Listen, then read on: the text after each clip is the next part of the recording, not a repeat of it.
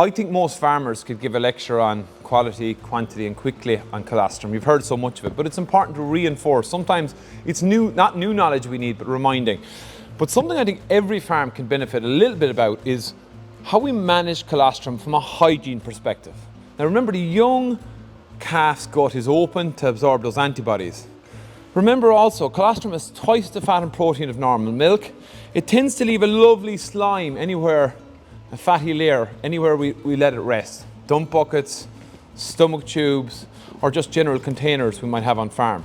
And that's important because at the very beginning we talked about immunity and infection pressure. And a lot of bugs like coliforms that can cause a lot of problems really enjoy that fatty slimy layer and propagate and create a biofilm or a skin that they can propagate in. And this is a problem because if colostrum becomes contaminated and the gut is open, we can see a lot of issues. So I've seen more and more farms that are, being practical about it. We know that farms are busy places, lots of feces, lots of pressure, but a bit of focus on colostrum hygiene and management can make a huge difference. Really, this is a little testing kit. I can look at bacterial counts, illuminameter, can't pronounce it, but it's a very useful tool to look at key areas. And the areas I think every farm should look at is the dump bucket, particularly. Again, bearing in mind that you can get that slimy layer, fatty layer on it. The dump bucket needs the same hygiene, detergent, disinfectant that you would apply to the milking machine.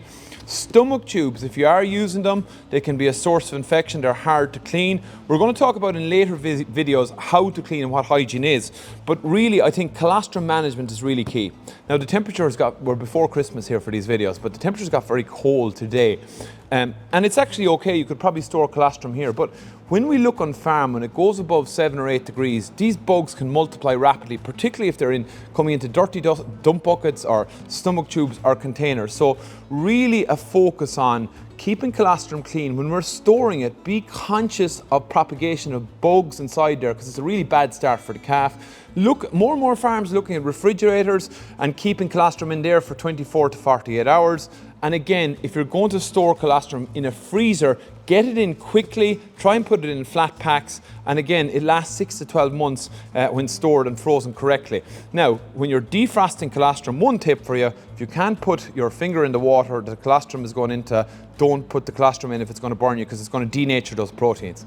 But one area, I've done lots of testing on farm, looking at just kind of areas that are a bit of a challenge around colostrum management, and I think the dump bucket, the stomach tube, and bottle feeds, just because of that slimy layer, is really that extra attention to detail. Remember in the very first video we said 1% rule, progress. If that's something you do this year, focus on better colostrum hygiene and management, it can make a real difference to your calves. All these videos are available on calfhealthchampions.ie. You can watch them all together, and there's more information as well about precision microbes there.